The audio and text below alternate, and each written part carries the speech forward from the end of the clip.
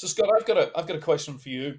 So as we've seen this season so far with Urawa, there's obviously been a big improvement, particularly as we've referenced several times after those first couple of games in the J League. But Urawa are still struggling a little bit in front of goal. They're not scoring a lot. They've got only 13 goals in 9 J League games. Kuroki, latter stages of his career and not the most dynamic of strikers. Urawa have on their books a player who may well fill that role. They've decided to let him go. We're talking about Kasper Junker. They've let him go on loan to Nagoya Grampus. We saw him doing very, very well Champions League knockout rounds in August last year when Urawa hosted those matches. He obviously had a bit of a prickly relationship, not only with Ricardo Rodriguez, but clearly with the club.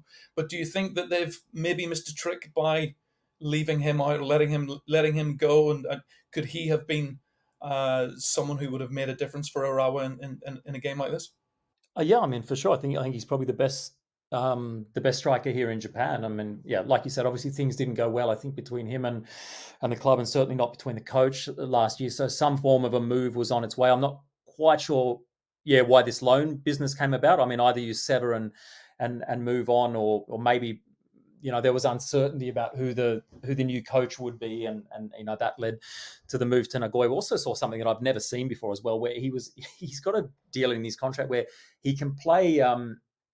He's on loan at Nagoya in the J League, but I should just mention. So they played Red. So he's eligible to play the home games for Nagoya against Urawa, but he's not eligible to play in Saitama. I've never heard of that kind of condition being around. But yeah, I mean, I think he's the best striker in Japan, and I think at Nagoya he's shown maybe a different side to his game that people expected as well, where people thought he was just a kind of a poacher in the box. But he's making runs from deep, he's holding up the play, he's bringing players into play, all the kind of things that Kuroki, to be fair, is doing well in this structure as well.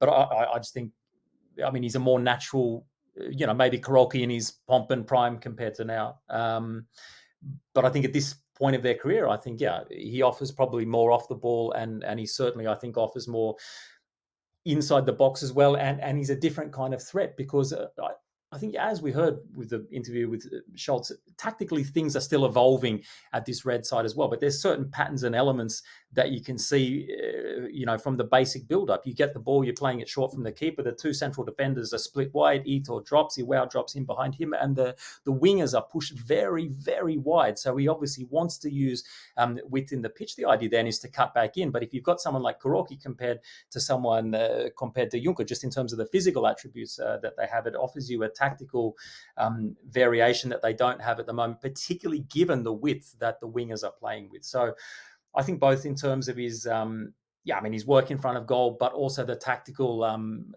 variability that he offers in the side. I don't understand why he's not there. Maybe this marriage can be repaired moving forward. But yeah, he's a blow in a sense, because he's a squad player. I mean, he's a registered player, and the squad is not there. So.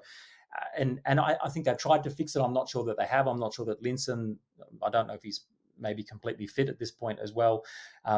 Schalke's offered bits here and there, but I don't think he's fully in the plans. And they brought Jose Cante in, who looks like he may be able to do something, but certainly not at this point of the tournament either. So yeah, it was a bizarre decision all around. But this Red side is a team in transition and progress, and maybe in the ACL in a year or two from now, they could be a really, really strong side. I think it's fair to say they go in as underdogs probably in this tournament, but still, yeah, with the ability, with a good coach, I think now tactically in place to maybe cause Hilal, a bit of trouble. I think the thing that, for me, just picking up on what Martin said, how Hilal can play this, I think they haven't been too good in tight spaces, Reds, under score. So they have played a little bit, I agree, the intensity's been a lot better. The fitness-wise, they look a lot sharper than they ever did under Rodriguez. But I think they still struggle in tight spaces high up the pitch, which leaves them valuable to counters. And I think also if you press high on both those central defenders, there are maybe